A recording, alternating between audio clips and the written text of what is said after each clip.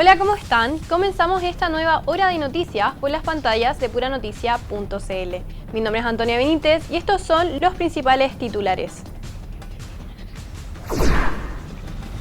Declaración de Ariel Sauer abre dudas sobre el préstamo de Factop a Andrea Molina. ¿Financió campaña al Senado o gastos personales? Mapa de las contribuciones en la región de Valparaíso. Conozcan las ciudades que más cumplen con el impuesto territorial y las 10 que menos lo hacen. Fiscal descarta que inmobiliarias estén implicadas en incendios que han afectado a la región de Valparaíso. Viuda de Ronald Ojeda interpone denuncia contra Monsalve por presunta filtración de paradero del exteniente. Parlamentarios califican como escandaloso y vergonzoso la devolución de cobros indebidos por parte de las ISAPRES. Contraloría detecta que en hospitales de 4 regiones se dio prioridad en cirugías a funcionarios o familiares. Bueno, y vamos a comenzar esta nueva hora de noticias revisando la portada de nuestro sitio web puranoticia.cl. Y nos vamos a nuestra portada donde surge la pregunta: ¿la región de Valparaíso es de derecha o es de izquierda? Así quedó el mapa político tras las elecciones. Este viernes asumen los alcaldes electos tras las elecciones del 26 y 27 de octubre. Pese a la gran cantidad de independientes, al considerar su cercanía con uno u otro sector, la sorpresa de cómo quedó conformada políticamente la región no deja de llamar la atención. Bueno, y en otras noticias regionales, desclasifican detalles de la confesión del presunto líder de la organización que habría causado el mega incendio y otras emergencias. Y también en noticias de la región, asfixia por inmersión o sumersión, abogada de Valentina González reprocha doble versión, donde aseguró que ni el fiscal tiene claro lo que dice su carpeta. Bueno, también tenemos que peregrinaje cultural de Aguita cruzaría trazado del proyecto de extensión. ¿Una nueva excusa para atrasar el tren a La Calera? Y en noticias con relación al caso Monsalve, tenemos que la diputada Plasencia califica de inoficiosa la comparecencia de Miguel Crispi ante la comisión investigadora del caso Monsalve. También tenemos que Comisión Mixta despachó el proyecto de ley antiterrorista con reparos a sistema que permite interceptar el tráfico de teléfonos móviles. Y en noticias policiales tenemos que incautan cocaína oculta en un repuesto de vehículo que iba camino a Australia vía una encomienda.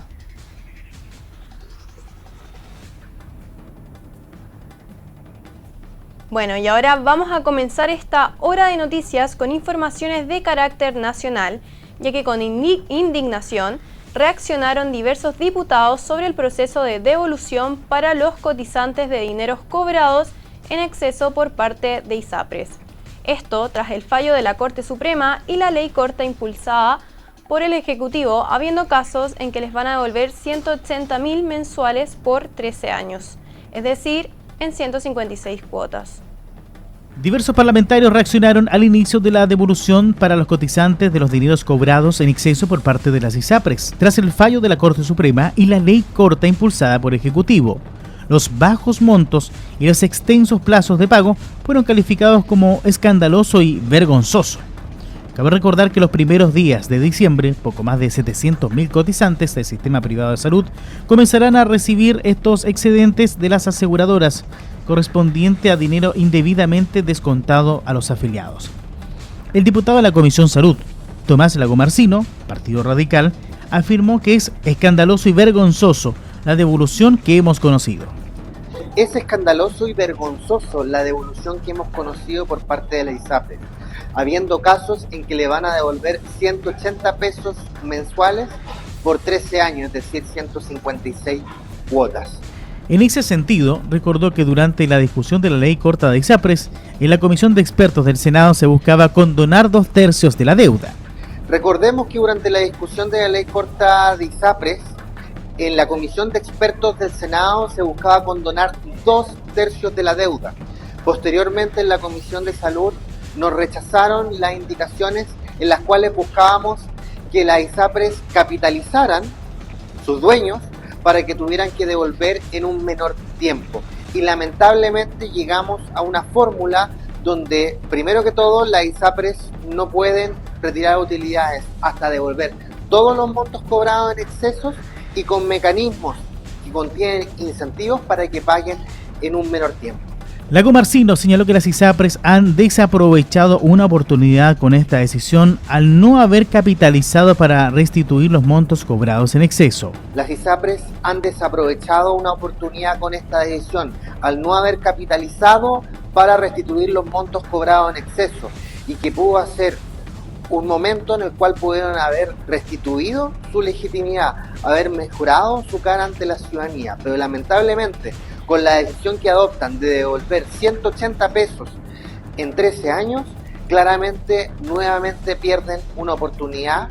Por su parte, el diputado Marcos Silavaca, Partido Socialista, indicó que las ISAPRES durante años vulneraron la ley y los fallos de la Corte Suprema. Las ISAPRES durante años vulneraron la ley y los fallos de la Corte Suprema.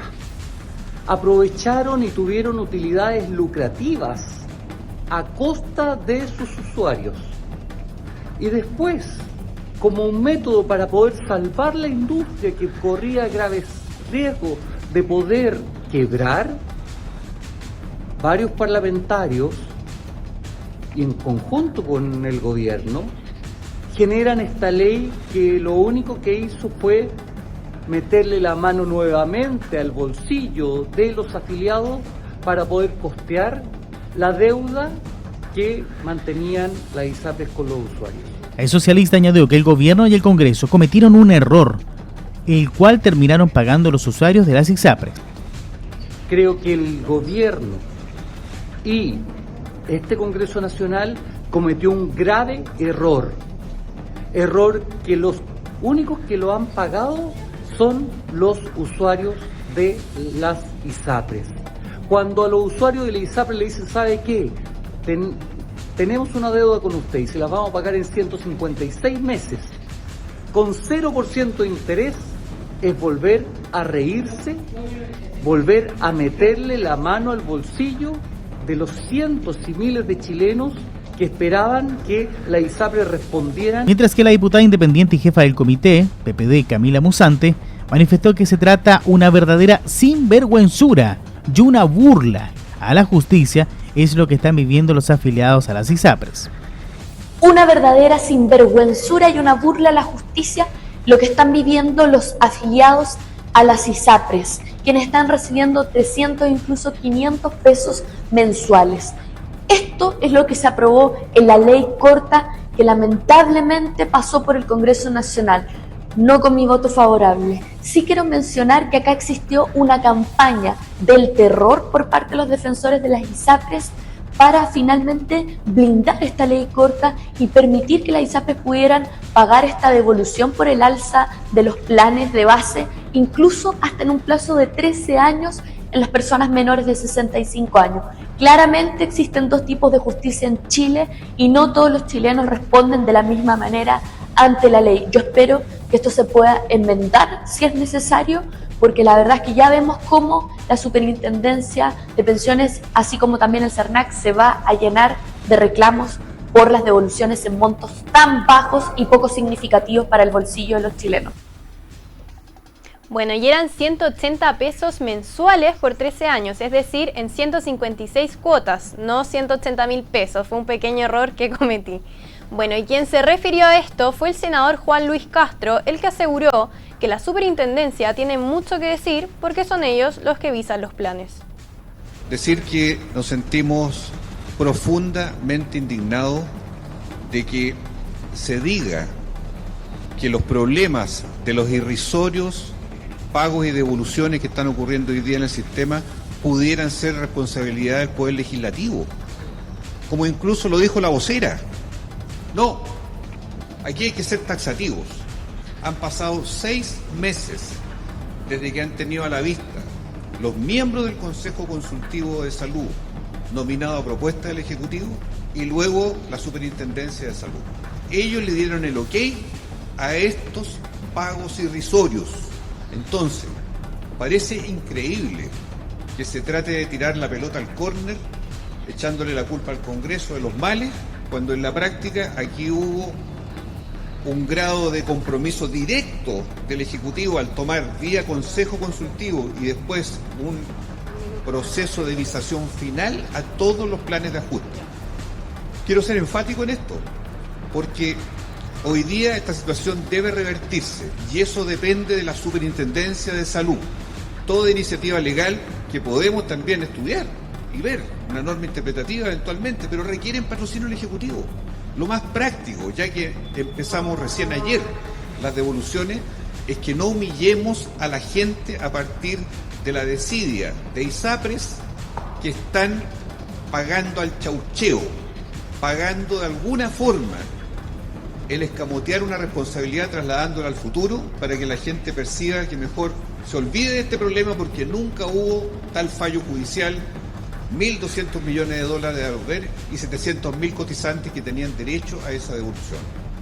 Todo esto nos motiva a citar al superintendente de salud para la sesión de mañana, y esto es un acuerdo unánime con el presidente de la comisión y todos los integrantes, porque no es aceptable que la autoridad del Poder Ejecutivo esté mirando hacia otro lado que no sea resolver un problema que se pudo haber advertido y frenado y haber concentrado, no solo en el caso de los mayores de 80 en 2 años o los mayores de 65 en 5, sino que para toda la cartera de miles de personas menores de 65 años, pagos concentrados en un umbral mínimo, por ejemplo, todo aquel que tenga una deuda a recibir hasta 1 millón de pesos, que no puede ser pagada en más de un año, por ejemplo, un piso de pronto pago que fuera obligatorio, que hoy día no lo es, sino que es voluntario, y ninguna ISAPRE ha aceptado el pronto pago. O sea, no manga ancha, sino que rigidez en el cumplimiento a las personas, porque la justicia le dio la razón a la gente en este aspecto y la ley corta se hizo para que la gente tuviera resarcimiento en todos los aspectos que tienen que ver con las devoluciones. Las primas, las alzas extraordinarias, que son materias que venían en esa ley, están ahí. Pero el gran incentivo a legislar, que fue la razón por la cual el gobierno apuró el tranco en la fase final, porque estaba venciendo una fecha. Y nosotros le dijimos, espere, hagamos bien la ley. No, precipitó el desenlace en esa comisión mixta de mayo pasado. Y bueno, las consecuencias hoy día se están observando y son negativas, pero se pueden resolver porque el Poder Ejecutivo, el Gobierno, a través de la Superintendencia, tiene la facultad para impedir esta humillación ciudadana de devoluciones en migaja, como hoy día inaceptablemente las ISAPRE están comunicándole a sus afiliados. Y quien también participó de este punto de prensa fue el senador de nuestra región de Valparaíso, perteneciente a Renovación Nacional, Francisco Chaguán. Escuchemos sus apreciaciones sobre este proceso de devolución de dinero para los cotizantes de ISAPRE. Ciertamente el superintendente de salud junto con el Consejo Consultivo son los que aprobaron el plan de ajuste y pago. Y justamente fue el Tribunal Constitucional el que señaló que los únicos que tienen iniciativa en estas materias de seguridad social es el gobierno. Gobierno que además generó una expectativa irrisoria. Pero por otra parte, también la ISAPRE, pagando chaucheo, tampoco ayuda. Por eso nosotros exigimos dignidad con los cotizantes. Y en ese contexto es que mañana vamos a tener al superintendente de salud para que rinda cuentas respecto a cómo y en qué condiciones fueron aprobados justamente los planes de ajuste y pago. Eso es lo primero.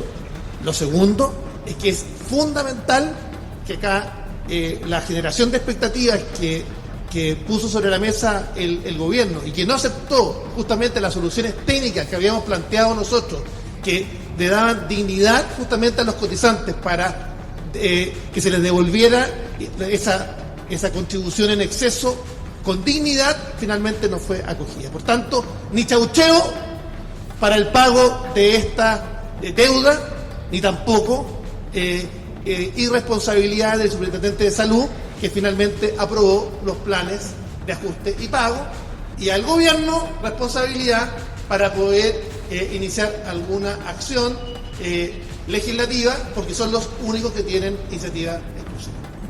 Cuando los miembros de la Comisión de Salud le pedimos a la ministra y al gobierno tramitar la reforma a la salud para fortalecer el seguro público de salud y por otra parte establecer condiciones de dignidad para los cotizantes del seguro privado de salud, ¿cómo nos responde el gobierno? Nos responde el gobierno poniéndole urgencia al proyecto de eutanasia y anunciando el proyecto de aborto libre. Entonces, las prioridades del gobierno no son las prioridades de los ciudadanos. Y nuevamente lo que está haciendo un sector de la izquierda es tratando de generar, efectivamente, a puertas de una elección como fue la municipal y la de gobernadores, agenda política, en vez de resolver los problemas de los ciudadanos. Y ahora, con motivo de la elección presidencial que se viene encima y la parlamentaria, al final, en vez de resolver la reforma a la salud, que es una reforma urgente y necesaria, donde los 5 miembros de la Comisión de Salud transversalmente estamos queriéndola empujar, no tenemos respuesta. El gobierno presenta un proyecto para terminar finalmente con las persistencias en la Cámara de Diputados y por tanto va a ser el responsable que si finalmente no se llega a acuerdo en la Cámara de Diputados, no va a haber término a las persistencias de salud, el seguro privado de salud. Por tanto, yo le quiero decir que acá el gobierno, y particularmente el segundo piso, está muy extraviado respecto de cuáles son las reales prioridades de los chilenos. Es que además no tienen voto, lo presenta para generar, sin lugar a duda, un relato comunicacional, más que finalmente en resolver los problemas de los ciudadanos. Bueno, esto es puranoticia.cl y estamos en Horas de Noticias y hacemos un alto comercial y ya estamos de regreso. Ya estamos de regreso en Hora de Noticias y continuamos con informaciones ligadas al sistema de salud, porque nuevamente varios hospitales públicos se encuentran en la mira de entes fiscalizadores. Esta vez, la Contraloría General de la República dio a conocer los informes de auditoría realizados a los hospitales regionales de Osorno, Angol, Talca y Ovalle, en los que se analizaron las prestaciones quirúrgicas entregadas a pacientes incorporados en la lista de espera NOGES. Una de las principales irregularidades detectadas en los 4 recintos públicos se relaciona con que familiares o los propios funcionarios fueron intervenidos quirúrgicamente en tiempos de espera inferiores al promedio. La Contraloría General de la República dio a conocer los informes de auditoría realizados a los hospitales regionales de Osorno, Angol, Talca y Ovalle, en los que se analizaron las prestaciones quirúrgicas entregadas a pacientes incorporados en la lista de espera NOGES.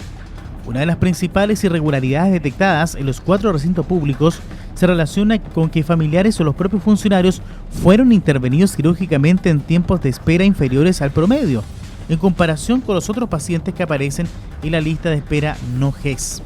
Así, por ejemplo, la Contraloría Regional de los Lagos dio cuenta en su informe número 387 que el subdirector médico del Hospital Base San José de Osorno operó a su hermana, quien estuvo 2 días en lista de espera. Esto mientras que en el promedio de espera de esa patología es de 330 días. Además, los exámenes preoperatorios de la paciente fueron realizados en Rancagua, donde registra su domicilio. Ante esta situación, la Contraloría instruirá un sumario para determinar las eventuales responsabilidades administrativas involucradas en el hecho. También se constató que el recinto asistencial hizo intervenciones a funcionarios o a su red familiar, en plazos inferiores al promedio.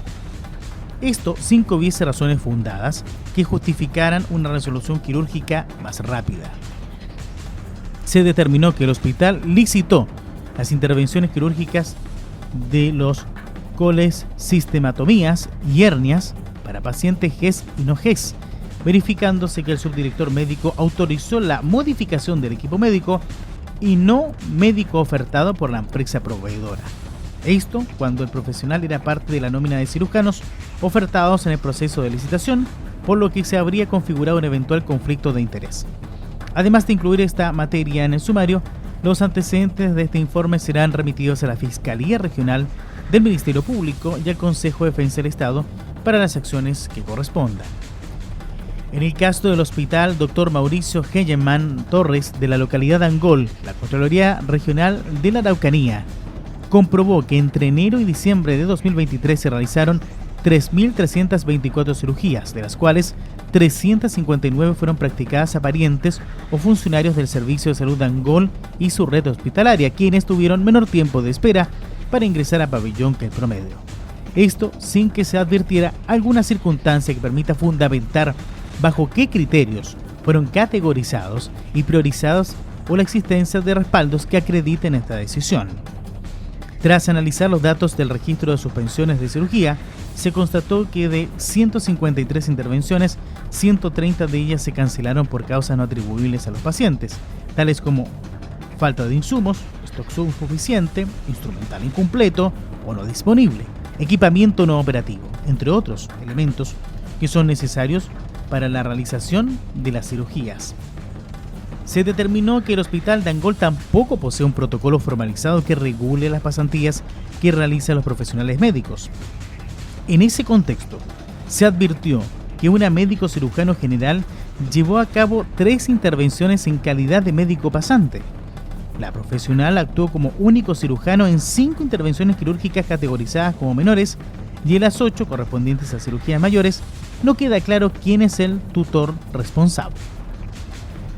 Respecto del hospital de Talca, 121 funcionarios o sus familiares directos fueron intervenidos quirúrgicamente en tiempos de espera inferiores al promedio por especialidad que registra ese recinto en comparación con otros pacientes que aparecen en la lista. También se detectaron distintas inconsistencias en el registro de la lista de espera. Así, por ejemplo, se constató que los RUN de los 93 pacientes egresados de dicho listado, que según el hospital correspondían a migrantes, NN y neonatos, no coinciden con los registros del Servicio de Registro Civil e Identificación, detectándose que 90 de esos RUN no existen. 2 se encuentran incorrectos y otro obedece a una persona distinta a la atendida. La Contraloría Regional de Maule ordenó al Hospital Regional de Talca realizar un sumario para determinar las eventuales responsabilidades administrativas y las irregularidades detectadas. En el caso del Hospital de Ovalle, se identificó que en 16 casos se realizó una intervención quirúrgica a un funcionario o su familiar en la misma fecha en que por causas propias del hospital se suspendió la cirugía a otros pacientes. Además, revisados los tiempos de espera de dichos casos, se encuentran debajo del promedio general de la lista. La Contraloría Regional de Coquimbo ordenó al recinto asistencial realizar un sumario para determinar las eventuales responsabilidades administrativas. En el caso del Hospital Base San José de Osorno, se detectó que el subdirector médico operó a su hermana, quien estuvo solo 2 días en lista de espera, cuando el promedio para esa patología es de 330 días. También Contraloría dio cuenta de que se practicaron exámenes preoperatorios realizados en una región distinta a la del hospital, sugiriendo posibles irregularidades administrativas. Bueno, y nos trasladamos hasta nuestra región de Valparaíso, luego de que la Tesorería General de la República dio a conocer cuáles son las comunas que pagan más y menos contribuciones a nivel regional. La comuna que lidera es Viña del Mar, seguida por Valparaíso y Zapallar, mientras que en el fondo de la tabla se encuentran Juan Fernández, Catemu y Petorca.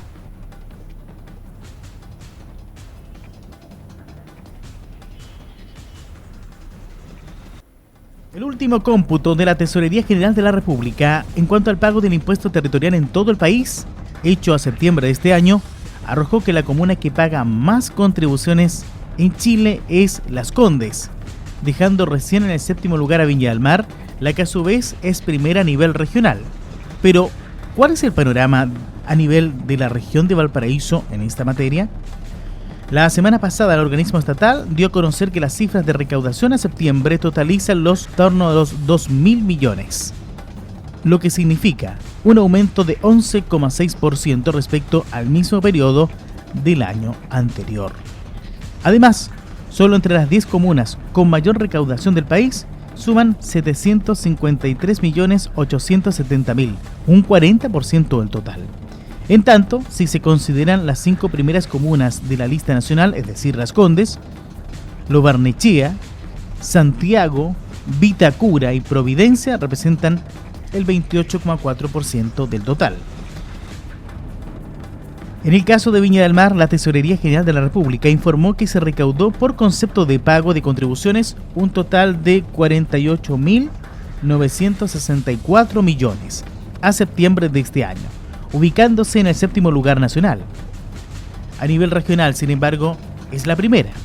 Le siguen bastante más abajo Valparaíso con 18.240 millones y en tercer lugar Zapallar con 15.072 millones.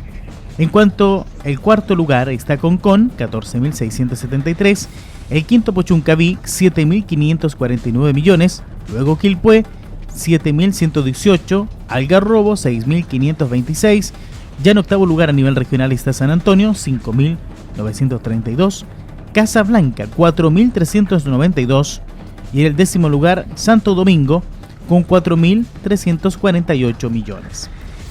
Entre las comunas que pagan menos contribuciones se encuentra en el último lugar Juan Fernández con 12 millones, antes Petorca 161 millones, Catemu 437, Putaendo 459 y Cabildo con 475 millones.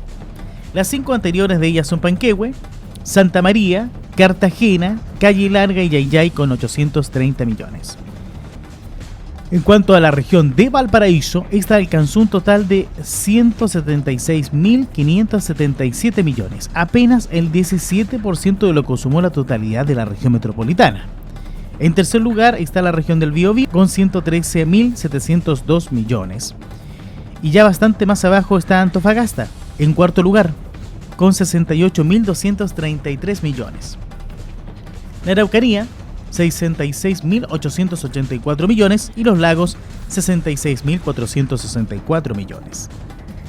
Por otra parte, las cifras entregadas por la Tesorería Regional de Valparaíso dan cuenta de un aumento del pago de contribuciones en la zona de manera gradual, a excepción de este año, aunque hay que considerar que el conteo de 2024 aún no finaliza, mientras que los años anteriores está considerado hasta diciembre. De acuerdo al director regional de la Tesorería General de la República, Mauricio Campos, existe una proyección al alza de este impuesto para el año 2024. Se debe considerar que las cifras 2024 están al cierre del mes de septiembre y las cifras de los años 2019 a 2023 consideran los meses de enero a diciembre. Sobre lo que ocurre con Concón, que tiene poco pago de contribuciones respecto a lo que se puede observar en sus calles principales, Campos precisó que la comuna de Concón ha tenido un aumento sostenido de la recaudación por este concepto de impuesto. El número de habitantes, superficie y la cantidad de propiedades afectadas a este impuesto puede responder a ello. Finalmente explicó que el impuesto territorial se aplica a las propiedades, de acuerdo a lo establecido en la ley sobre el impuesto territorial. Aquellos bienes raíces no agrícolas destinados a la habitación y con un avalúo fiscal igual o inferior a los 56 millones aproximadamente, quedan exentos del pago de este impuesto. Y aclaró que no tiene relación que una vivienda se encuentre terminada. Y continuamos en Hora de Noticias y nos vamos de lleno a la arena política, luego de que durante las últimas horas el nombre de la exdiputada Andrea Molina volviera a la palestra, pero quizás no de la forma que le gustaría a ella. Y es que el nombre de la otrora candidata a la alcaldía de Viña del Mar salió mencionado en el controvertido caso Audios. En específico, se trata de una declaración de Ariel Sauer, uno de los dueños de Factop, quien aseguró haber realizado millonarios préstamos a la ex parlamentaria. Dos versiones de un mismo hecho tienen en la polémica a Andrea Molina, exdiputada de la UDI por la zona interior de la región de Valparaíso y ex candidata a la alcaldía de Viña del Mar en el 2021, cuyo nombre aparece mencionado en el marco del denominado caso Audio, donde por primera vez se habla de financiamiento de campañas políticas. En específico, se trata de una declaración de Ariel Sauer, uno de los dueños de Factop Factoring, donde se transaban miles de facturas falsas y que hoy justamente se encuentra con medida cautelar de prisión preventiva como imputado por lavado de activos, estafa, infracción a la ley de mercado de valores y delitos de carácter tributario. Y es que uno de los protagonistas de este bullado caso aseguró a la fiscalía, según consigna The Clinic, que Factop le prestó 120 millones de pesos a Andrea Molina para su campaña al Senado por Valparaíso del año 2017. Esto mientras se desempeñaba como diputada del extinto Distrito 10 de la Cámara. El tema radica en que la defensa de la expresentadora de televisión asegura lo contrario. Fue el año pasado cuando un reportaje de CIPER reveló un archivo interno de Factop que daba cuenta que entre 2015 y 2023 hubo operaciones con figuras políticas, entre las que se incluía la ex parlamentaria y ex presentadora de televisión, por 7.539 millones. Pero se trata de una cifra engañosa, ya que luego, en un reportaje de La Tercera, se establece que la reorganización judicial de Factop habla de una deuda de 447 millones. Pero ahora se conocieron nuevos antecedentes del préstamo de dinero que involucra a la ex militante de la Unión Demócrata Independiente UDI. La declaración de Ariel Sauer a la Fiscalía, fechada el 23 de julio de 2024, señala que el préstamo a Andrea Molina fue para financiar su campaña al Senado en la elección parlamentaria de 2007. Ante esto, Ariel Sauer explicó ante la Fiscalía que Jorge Peralta, entonces pareja de la protagonista de esta historia, fue quien hizo vínculo con Factop. Peralta y los hermanos Sauer, Daniel es el otro, se conocieron en el 2014 a través de otro cliente de la empresa con quienes hicieron negocios en aquella oportunidad. En su declaración revelada por The Clinic, indica que en el año 2017 nos presenta a su pareja Andrea Molina, quien nos solicitó financiamiento por 80 millones para su campaña senadora en la quinta región, y luego como 40 millones más, los que serían destinados para su campaña electoral. Desconozco si ese fue el fin en que fueron ocupados y si fueron rendidos de acuerdo a lo que establece la ley. Importante es tener en cuenta que las rendiciones de ingresos y gastos de la campaña al Senado de Andrea Molina el 2017 ante el Servicio Electoral CERVEL habla de 63,6 millones de pesos, sin hacer mención alguna a la empresa Factop.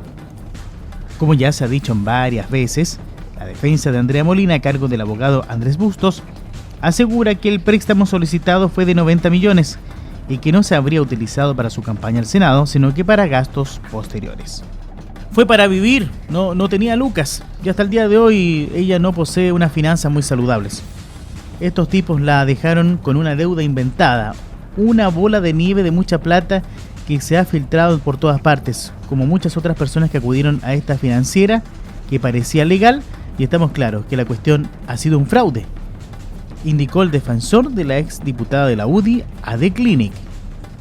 De igual forma, Bustos subrayó que como muchos políticos que no les va bien en la política, quedan endeudados y necesitan vivir, necesitan pagar cuentas, pagar el colegio, hipoteca, motivo por el cual su representada tomó la decisión de acudir a la empresa Factop, ya que aseguró que los bancos no le prestaban dinero. En la declaración de Sauer a la Fiscalía también afirma que Jorge Peralta le pidió un préstamo de 1.200 millones para capital de trabajo. Esto a cambio de un predio en Tierra Amarilla, tasado en 2.000 millones.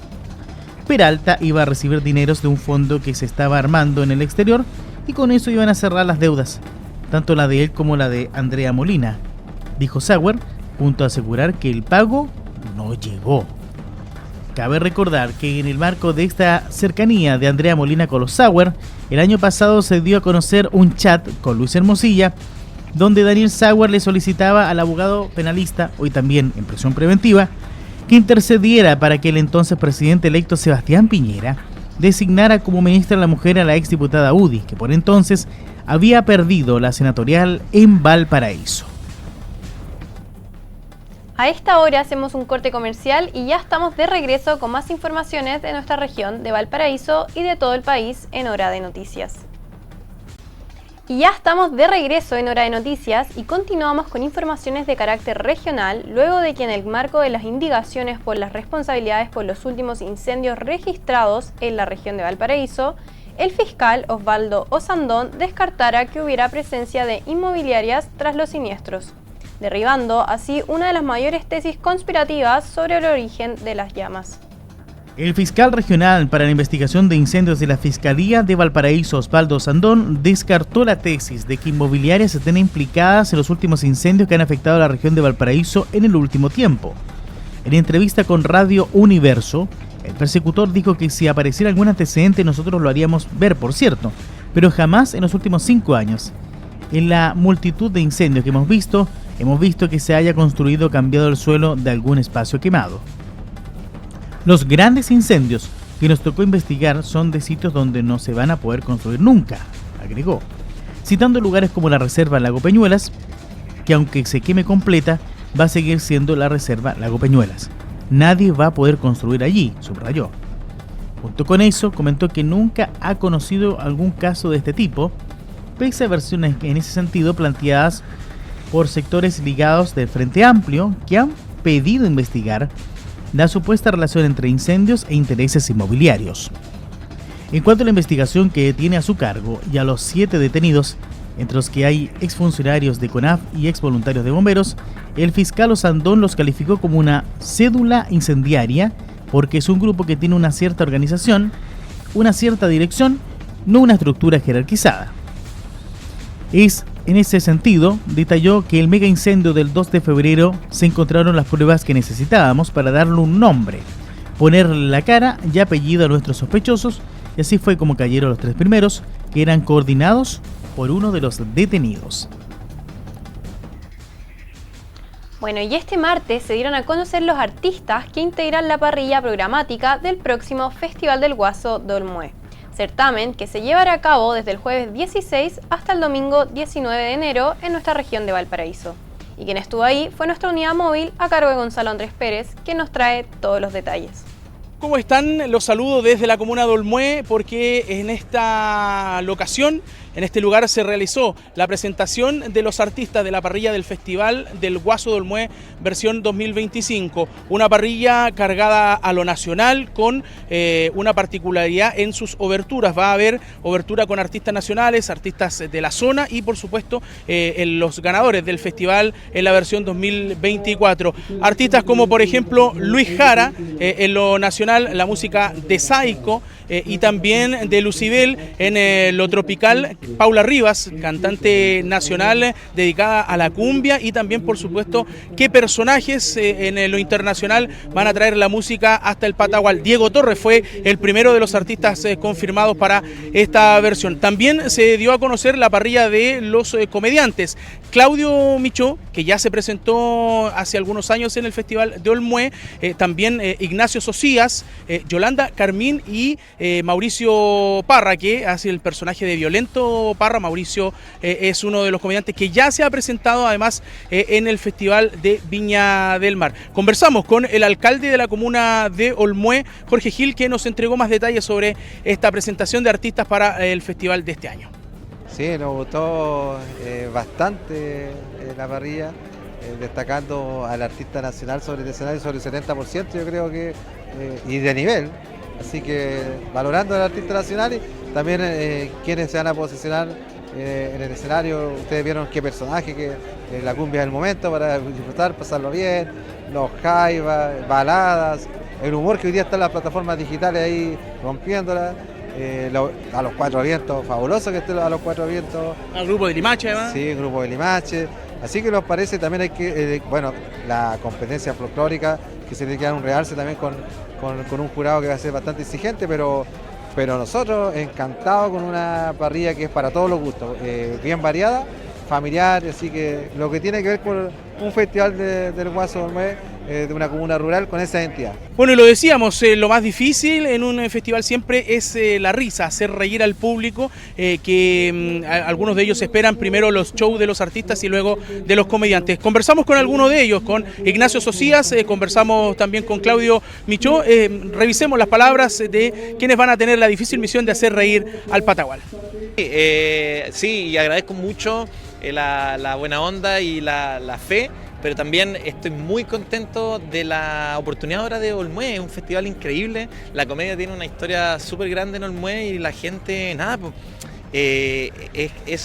yo lo que le comentaba a los otros medios también, Olmué tiene presentaciones de comedia increíbles y estar acá, ser el que abre el festival en el humor es una responsabilidad tremenda y también, nada, algo con lo que uno sueña soné como futbolista, bueno, no, algo que uno sueña de niño. Y nada, de verdad esperamos que sea especial ese día, estamos preparando una rutina así súper ad hoc. Y no, y un Claudio más contento igual, siento que estoy mucho más contento, más agradecido de la oportunidad. Es algo que lo veo con mucho optimismo porque siento que la gente lo va a pasar bien. Estoy muy concentrado en que el público lo disfrute. Entonces eso me va a hacer a mí pasarlo muy bien. Y lo que hemos podido ver, por ejemplo, en tu reel, en tus presentaciones, más o menos lo que se va a presentar, ¿hay algo nuevo? No, lo que vamos a hacer es más chiste, porque lo que subo a los reels, a veces subimos chistes, pero generalmente es más interacción, más pregunta al público. Acá no, acá está la parte de la rutina que no subimos porque se quema, digamos, porque la gente lo va a ver. Entonces esos chistecitos los guardamos para llevarlos al festival. Sin duda uno de los artistas nacionales de mayor relevancia, con mayor historia, conductor de televisión, de regreso en nuestro país después de estar viviendo algunos años en Miami. Hablamos de Luis Jara, que promete una presentación con un número importante de músicos sobre el escenario. Luego de 15 años regresa hasta el escenario del Patagual. Conversamos justamente con Luis Jara, escuchemos y revisemos sus declaraciones. A esta altura de mi vida dejo que todo fluya. No me complico mucho ni la elección de las canciones, ni la construcción del espectáculo. Lo hago tan orgánico, tan... Te lo dije al principio, dejo que todo fluya. Lo que sí, lo que tengo como espectáculo, lo he trabajado mucho. Hice una gira nacional con más de 20 músicos durante este año. Tú no sabes lo difícil que es hacer una gira por Chile con casi 40 personas. En la recaudación, en el financiamiento, en el posicionamiento, pero yo pienso que finalmente el público nos premió. La gente quiere escuchar música en vivo, en serio, música hecha ahí. Yo no tengo secuencias, no tengo nada grabado, es todo tocado de manera en vivo y eso le da un sonido muy especial. Ayer hablaba con alguien y le decía, mira, en realidad sí, yo vengo de la vieja escuela, yo no uso in-ears. Yo me conecto con la gente desde mis propios oídos y mi propio corazón, me estimulo solo. Y eso es algo que hoy día parece una hazaña, pero es lo que yo soy hoy día en este camino hacia los 40 años de celebración que se cumplen el 5 de febrero del 86. Bueno, los animadores de esta versión serán los animadores de Televisión Nacional del matinal Buenos Días a Todos, Eduardo Fuentes y María Luisa Godoy, que luego de terminar sus labores en el Festival de Viña del Mar se suma a la animación del Festival del Guaso de Olmué. Esta fiesta se va a desarrollar entre los días 16 hasta el 19 de enero, por supuesto, en el Parque El Patagual, en la comuna de Olmué. Y cambiando completamente de tema, vamos a regresar con informaciones de carácter nacional, porque el ex subsecretario del Interior, Manuel Monsalve, enfrenta una nueva denuncia mientras que cumple prisión preventiva por violación y abuso sexual. Ahora, la viuda de Ronald Ojeda, exteniente venezolano secuestrado y asesinado en nuestro país, presentó una acción judicial alegando que la ex autoridad de gobierno, durante un viaje a Venezuela registrado en enero pasado, entregó información sobre venezolanos con antecedentes policiales aquí en nuestro país, en Chile. Manuel Monsalve, ex subsecretario del Interior, enfrenta una nueva denuncia mientras cumple prisión preventiva por violación y abuso sexual. La viuda de Ronald Ojeda, exteniente venezolano secuestrado y asesinado en territorio nacional, presentó una acción judicial alegando que la ex autoridad, durante un viaje a Venezuela en enero, entregó información sobre venezolanos con antecedentes policiales en Chile, lo que pudo haber facilitado el secuestro y asesinato del ex militar.